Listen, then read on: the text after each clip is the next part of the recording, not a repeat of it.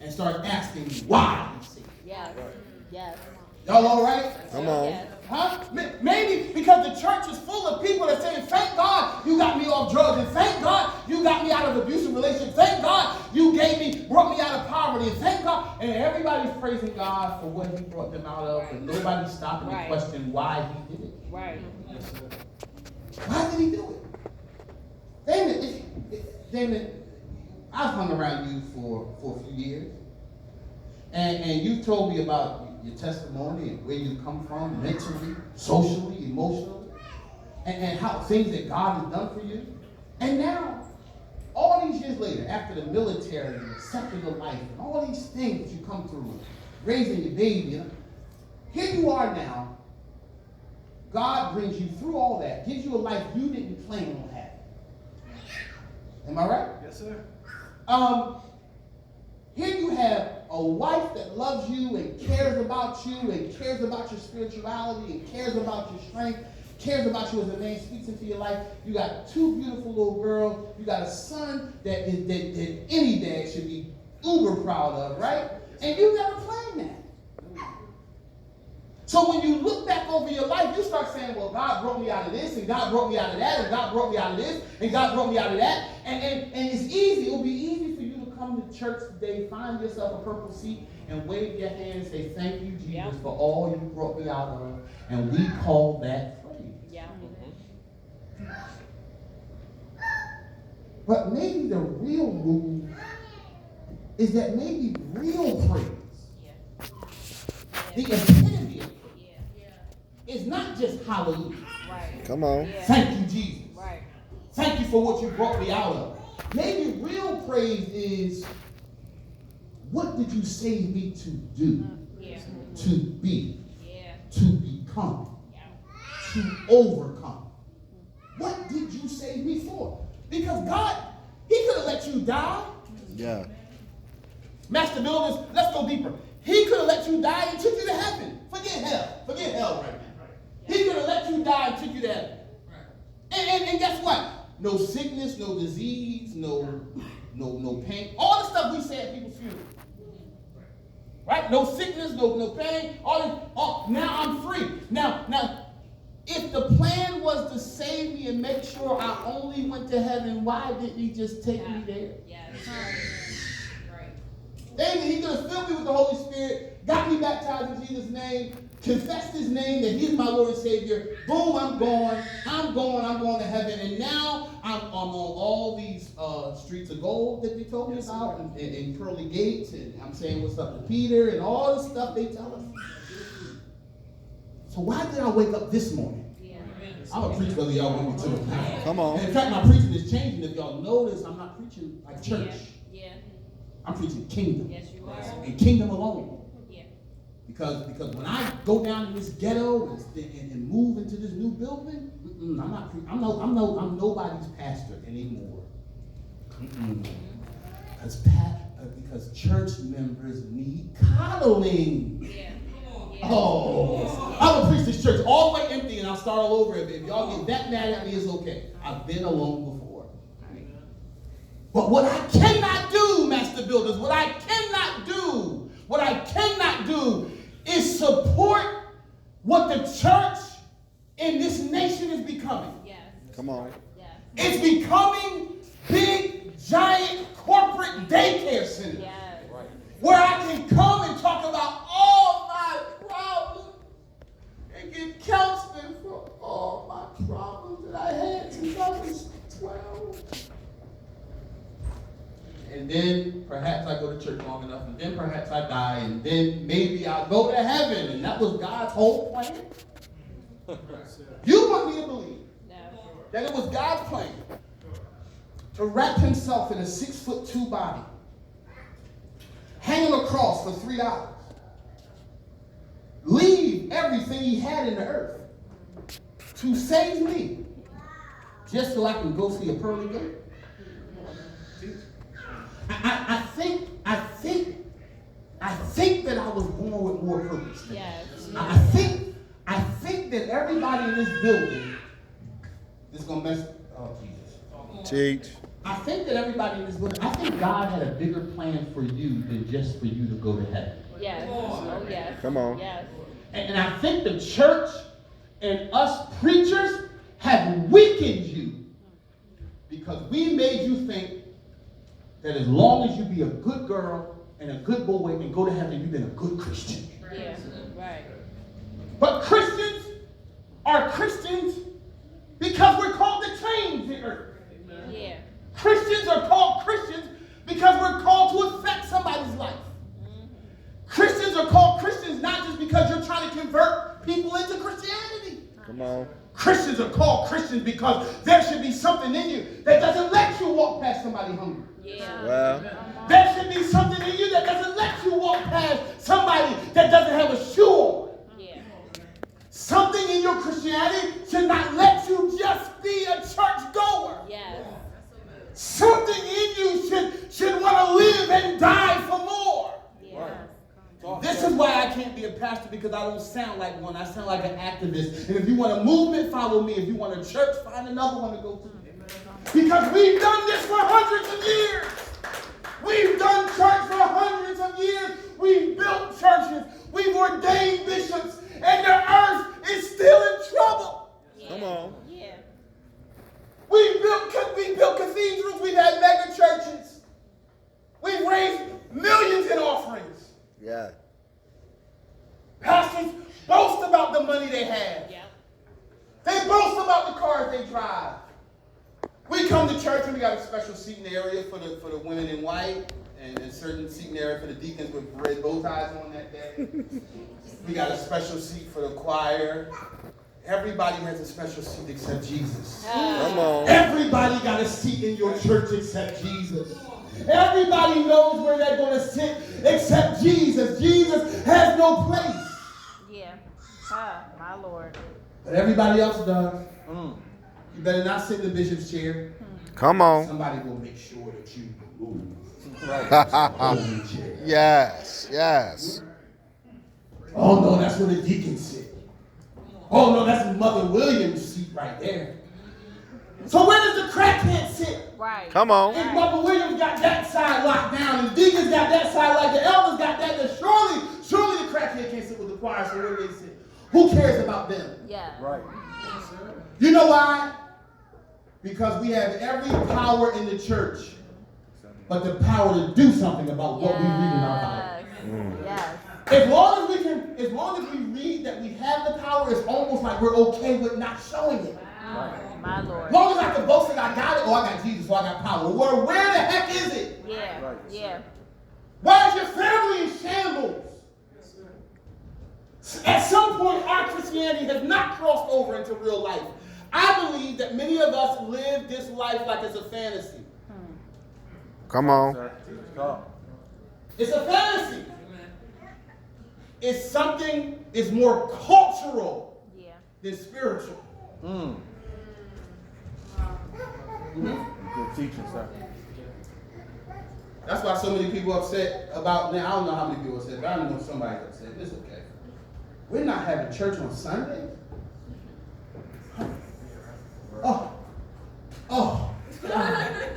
Sunday is, who told you that? Yeah, right. Who told you? Who convinced you that Sunday was the day? I'm gonna tell you why Sunday became the day. Because Sunday became the day where you wasn't doing nothing else. My Lord. You teaching. I'm preaching like a man that Yes, don't care you about nobody following. Come on. Yeah. all right. See, because this is how Jesus preached. He only had 12 down with him. So if I get this down to 12, I'll hit the jackpot. Huh? Hey. Sunday was the day we chose because Monday we gotta make money. Saturday is our fun day. Sunday is our day we don't have nothing else to do. So historically we made church on Sunday because it was the day that's convenient. My Lord. Talk, sir. It's convenient. Sunday's convenient. Why do you think everybody in your family who don't go to church plans all this stuff On Sunday. on Sunday? Yeah. And guess who goes? You. Even that day, if somebody going to Great Adventure, you say, oh, I ain't going to church that day. You preaching. Even though you can get in your car and go to Great Adventure right after church, Right. it's convenient. Convenient. I'm telling you that we've all of us, including me, all of us in this room, including me, at some point in life, maybe right now, we all have lived a very wet Christianity. Yes. You know why? I don't even blame you. I blame me. And I blame other Christian leaders who were too scared to tell you that coming to church on Sunday don't make you a Christian. Right. Come on. Just like wearing a kufi don't make you a Muslim. Well. Yeah. You're teaching, sir. Because at some point, Master Builders, we all got to jump into the power of going. Yes. Yes. What hinders us from going is because we don't know what's down there. Master Builders, let me ask you this. I think we all love our church. I do. I think we've all got used to our church. I do. And I think we all get kind of comfortable knowing that we got a good praise team. Have a heck of a band. I can preach a tiny bit so you're going to get a good word. And guess what? Everybody's happy. But when did you do your Christian week? Right. Well. This week. Come on. This week, when did you do anything that made you look like a Christian? I'm not going to ask you to raise your hand. But if I ask how many of us hit one happy hour this week, there will be some hands. If I ask who in here did your worst habit, you did your worst habit this week, all of us would probably raise our hands.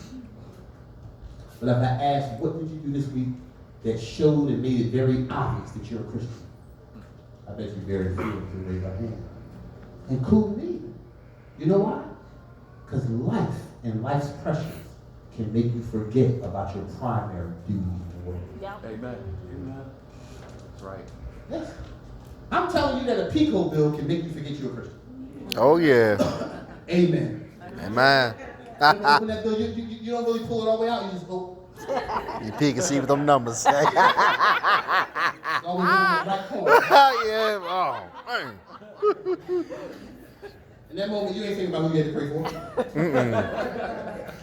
Y'all hear what I'm saying? Oh, You yeah. ain't thinking about who you got to pray for. You're not thinking about your Christian duty. I'm telling you the very small things that the enemy will do to make you forget about what you were born for.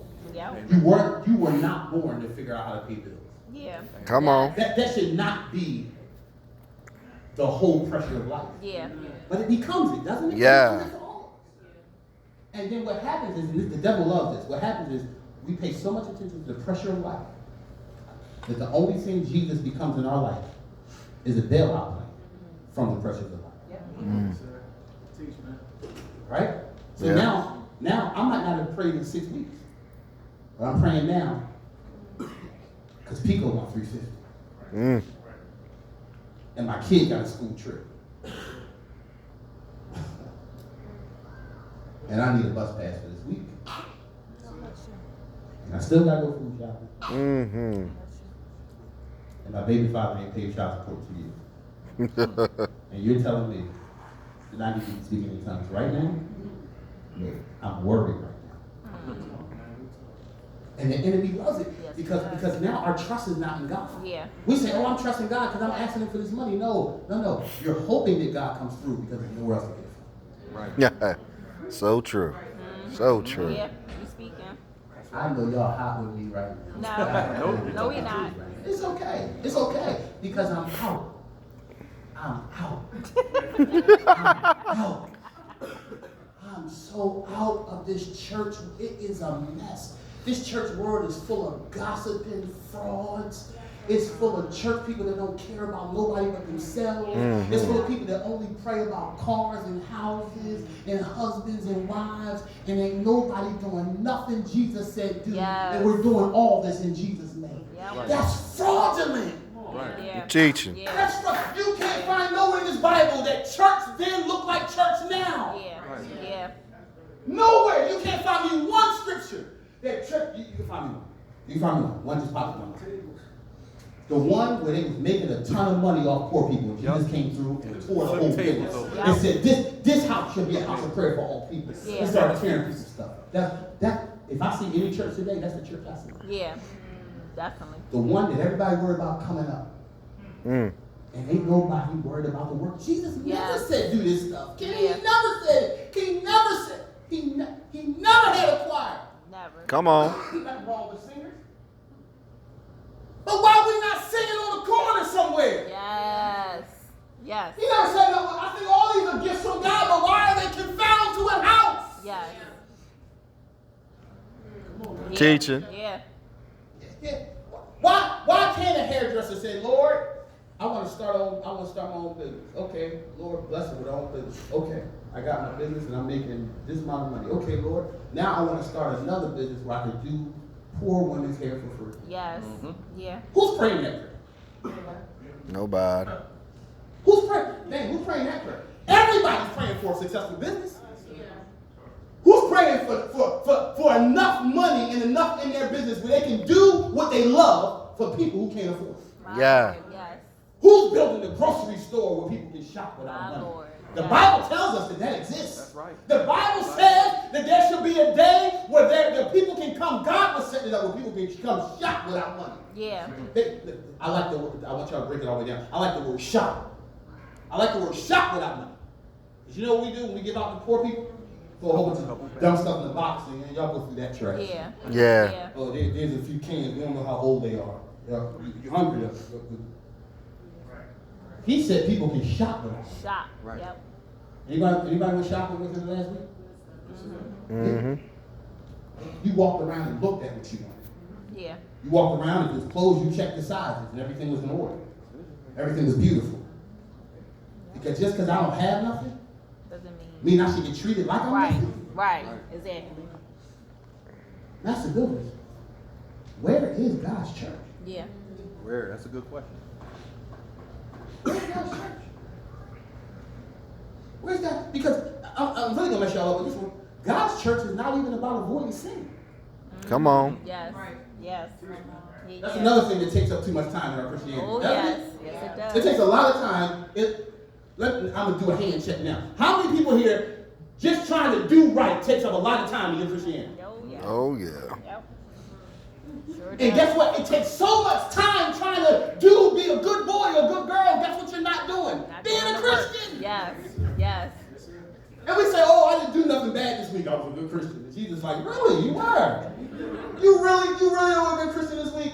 Yes, because I didn't do anything wrong. No, you were all the way wrong because you walked past that lady, you ain't seen nothing to her. You didn't check on your next door neighbor, the old lady who you always got an attitude with. Because we feel like now, this is the holy people. This is the holy people. As long as I don't drink, smoke, cuss, I'm a good Christian. What about the sins of the spirit? Yes. Yes. Huh?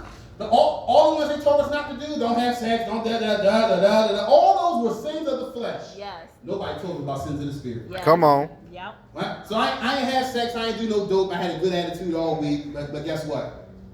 I gossiped about Sierra. Am I clean? No. No. No, you ain't clean. No.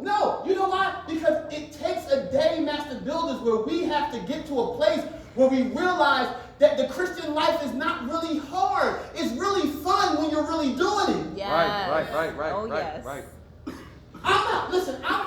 I'm going to mess up. Yeah. I'm going to. There's no way I'm going to avoid it. I'm going to mess up. But guess what I'm going to do? Guess what helps me not mess up? What helps me not mess up is being involved in the things God wants me to be involved in. Yep. Yep. If I'm giving my time to helping people, and I'm happy helping people because I'm seeing people's lives change, guess what I just did? It's not that I was so holy. Right. I didn't have time to think about my addiction. Yes. Yep. I was doing the work of the Lord. Yep. You understand what I'm saying? I know this is not a common message, but I'm tired of encouraging y'all. Yes. I need to instruct y'all. Yes. Yeah. Yes. Because you want to know. Let me ask you a question. Let me do another handshake. How many people here could use a few more dollars in your account? A little more money in your account. Okay. Oh, okay. yeah. How about if I told you that the money that you want to come to your account ain't going to come because you pray for it? Right. Amen. Right. Yeah. What if God tied everything you need to you going. Yes. Yep. Amen. Yeah. Yeah. What if God said, okay, I know you need some money, but it's not tied to your prayer. So you can be in your prayer closet, door closed all day long. It ain't coming. Right. About doing the work. What if I tie it to the very thing you're too lazy to do? Ah. Wow. Yeah. What if I tie your miracle to the thing you're scared to do? Yeah. What if I tie your miracle to the thing you're scared to become? Yeah. Because we want God to sit our miracles in places we're comfortable going to get them. Right. Well. Yep. Oh, it's right there? Oh, let's see. Oh. I'm going to give you my personal testimony. I'm like, God, I want you to bless me, this and that. He said, okay. What if I tie it to you retiring from being a common pastor? Yeah. Master builder. I sound all big and bold now because I'm actually doing it. But God told me to retire 5 years ago. Oh, yes, he did. Yep. 5. And I gave God every reason why that didn't make sense. And I mean, 5 years. Yep. And I could not find a blessing nowhere. I'm like, God, this is what I said, Mike, but I'm serving your people. God, I'm traveling the country. God, I'm giving. I said, that's cute. Yeah. But I want you to walk away from the only thing you've ever done in your whole life. Yeah. And I want you to trust that I'm going to give you a lead. Yes. Dang, I could stand up here and lie and say, as a man of God, I heard the voice of God, and I went. Power of going. Every sermon I preach, man, I'm preaching from failure, man. Yes. I preach it from failure to success. Yes. That's how I preach a message. When I put a message together and I see my first person, I don't look for y'all, and I look for me in it. I look for my failure and my success. The only way I can preach that message is if I have failure and success. There's a message that's come to me, and I can only see my failure, and I don't preach them, because if I preach it, I can only preach my failure and not the turnaround. Right. Right? I can preach this boldness right now because I've been a scaredy cat for 5 years. I don't even know what else I would do. To step all the way into the unknown? Yeah. See, the reason we're scared to step into the unknown is because you think that you're the orchestrator. Right. See, I had to learn to depend on the one that told me to go, Right. not the one that's going. Yeah. Come on. Yeah. That's yeah. good. That's good. That's Yeah. good. Yeah. But when God tells us to go, the first thing we do is look at why we came. Yeah. Right? Yes. Okay, so here, let me tell y'all the Bible story and let y'all go. Here you got Jesus feeding these, and he says about 12,000 people. Because they didn't count women and men then. No, they didn't count women and children then, they only counted men, which is 5,000. So if everybody had a wife and some kids, about 12,000 people. Here Jesus says, well listen, these people have been following us all day, watching me preach. And the Bible says to them, he preached the kingdom. He preached the kingdom to them, and they listened to everything he said. Then the disciples turned around and said, they've been following us all day. Send them away and let them go buy food. Yeah. Somebody been walking through the desert with their kids and their family all day and listening to you preach. And your response is to just send them away and let them eat on their own? Jesus said, this is the message I'm trying to get across to y'all for the last 5 years. How can I preach the kingdom and then let them leave lacking the very thing they need? Ah. Right. Yeah. If I let them leave hungry, I did not preach the kingdom. Yeah. Yeah. He preached to them all day. So preaching without going is just words. Yeah. Yeah. Talking about what we should do as Christians and not actually doing it, it's just words. Yeah. Jesus said, I can't have 12,000 people hear me preach and be hungry. Yeah. Yeah. You know what some religious people are? Well, you fed them in the spirit. They gave them spiritual food. Don't we say dumb stuff like that? Yes, we do. Yes, we do say dumb stuff like that in church all the time. Not this one because somebody will tell you off in here. But we say stuff like that. Oh, you fed them spiritually. Jesus, they were with you all day. You gave them wisdom, knowledge, and understanding. They need the physical. Well, that 3-year-old right there. Right. Don't understand. He don't understand wisdom, knowledge, or understanding. Yeah. What he will understand I'm hungry. is a piece of fried trout Well, come on. and some of that bread with some butter. Yes. And in fact, he heard your message, Right. but he won't listen to your message Yeah. Ha. until he's That's eating good. your message. Yes. That's good. Come on. Yes. Master builders. We can't just preach and have church. Right. Yes. Jesus said they heard what the word sound like, but now they need to see what the word looks like. Yes. Yes. And if we can't show people what the word looks like, We felt. then we are just sounding brass Yeah. and twinkling cymbals. And the Bible says that you can't be that. You can't just be a bunch of noisemakers. And I Yes. declare Yes. that there's a whole bunch of noisemakers calling themselves Christians. Yep. And I'm going to challenge you with this, because I believe it. Somebody might show me a stat that I'm wrong, and I'll apologize if I am. But there are more secular organizations Yep. They're doing doing more for the yes. social, They sure is. emotional problems in this world Yes, Yeah, they are. than the church. ever had. Yep. They is. Because we are trying to do this. Yep. God's trying to change that. Yes. Yes. And if we don't go, who will go? Mm-hmm. You know why? Yeah. Come on. Take your time, sir. Take your time. You know why God got to give Oprah money Yeah. and not your church stuff? Yep. Yep.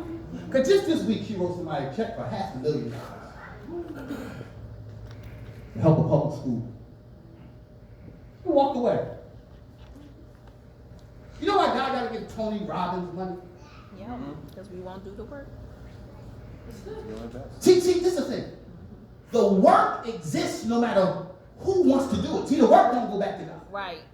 God says that's a need in the earth. There's a need in the earth. He put the need down there. He's looking for somebody, someone of his believers whose heart is connected to the work to do the work. Yeah.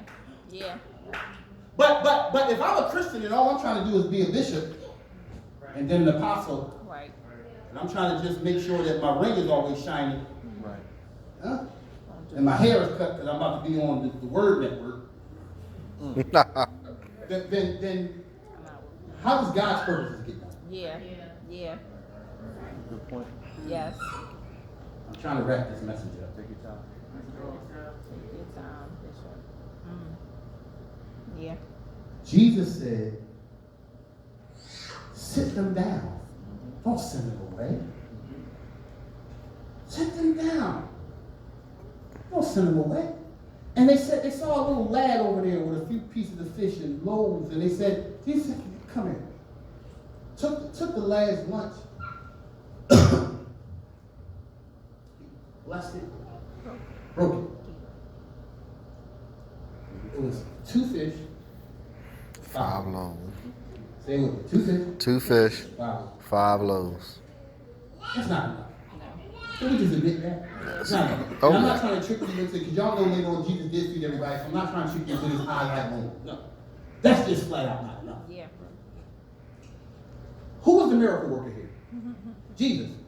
Mm-hmm. You would have thought that Jesus would have multiplied the bread, and then they would have had enough to give out. He didn't. He broke the 2 fish, the 5 loaves, and gave that to the disciples. Yep. Exactly. Make this work. Yep. Like Friday. Feed these 12 Make it work. people Yep. with 2 fish, 5 Yeah. loaves. Now, I know, let's just pause. Let's pause. Let's not just go forward. Let's pause, because you would all feel some type of way. Yes or no? Oh, yeah. Let me tell you why you would feel some type of way. Because you walk with this joker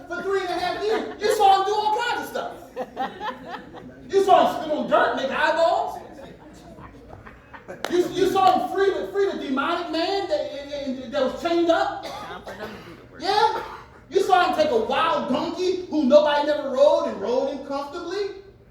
You saw him unstop deaf ears. You saw him stick his fingers in a man's mouth and untwist his tongue. But he wanted them to do work. But this time, It's on you. when 12,000 people all looking at us like this, What we gonna do? we said send them away. Right. You said send them down. And you're going to send us out there with 2 fish and 5 loaves? Right now? Now? Yes, now. Yep. They like, okay, Come on, G. everybody chill. He wants to fish in the loaves. By the time he get done with it, it's going to be 1,000 fish. 2,500. Watch. You put it in the liquor. Nope. They turn around and all Jesus did was break it down. Same stuff. Yes. Yes. Okay, first of all, it's 12 of us. Right. That's not even enough for all of us to even carry around. 2 of us can carry that. You want to feed all the people. Yep. Jesus said,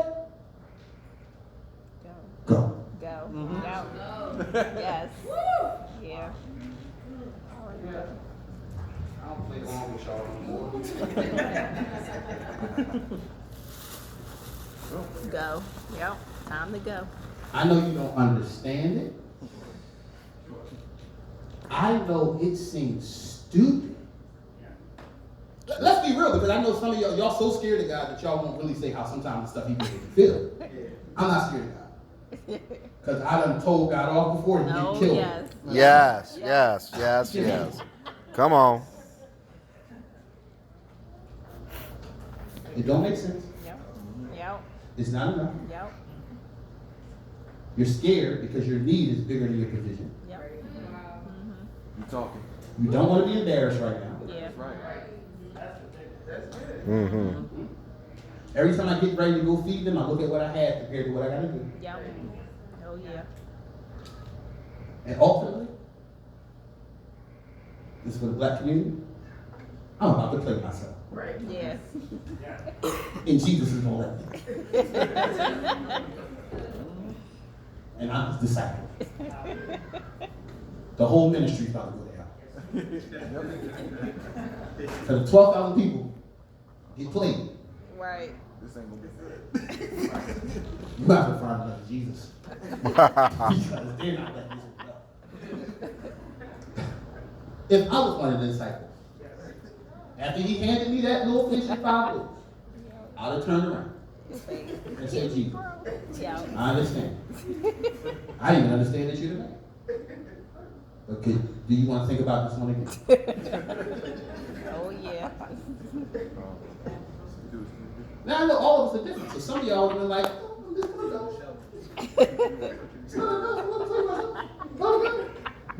But some of us are different. How many people would have been like me? Like, no disrespect, but I got a few more questions.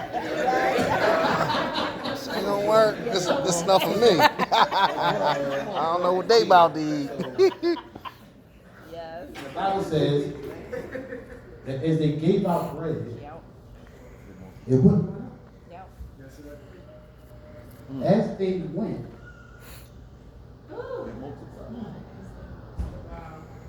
Jesus didn't multiply it in his life, Right. In their hands. Yep. but he's going to multiply it. Yeah. He will. Hey. Man. Yes. Somebody say it. He's going to multiply it He's going to multiply it in my hand. in my hands. Thank you. Say it again. He's going to multiply it He's going to multiply in it my hand. in my hands. But he's not going to multiply it in your hands while you sit there scared. Right. Why Come you on. go? Yes. He's going to multiply it in your hands with every step you take. Yep. Huh? Did not Bobby Brown tell me? Every little step I take I will be there. did. You will be there. Yeah. Every little move I make. Come on. will be Together. Jesus. Oh. That's what Jesus is looking for. See, y'all grew when Bobby Brown sang it, but Jesus been asking for that for 1,000 years. I need somebody to take what they have and not be more yourself, but trust the one that blessed you. Man. That's what God is looking for. Yeah.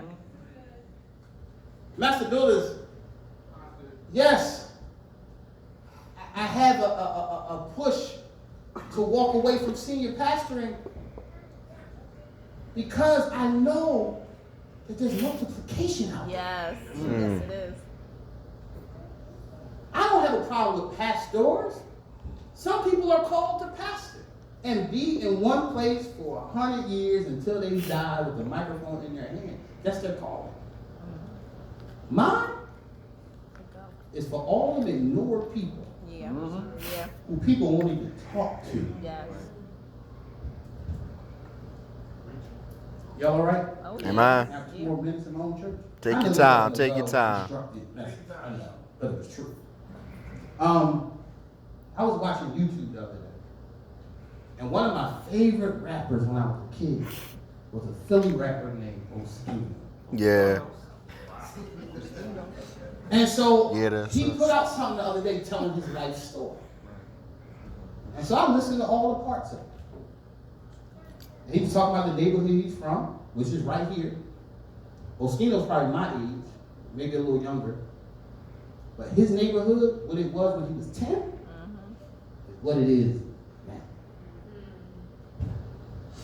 Oskino was telling a story about how his mom was on drugs, his grandmom didn't want him, and every time he went to his grandma's house at 9 years old, she would kick him out. She talked about the fact that she kicked him out the house, and he just started walking one night. He walked from Broad and Lehigh to Broad and Shelton at 9.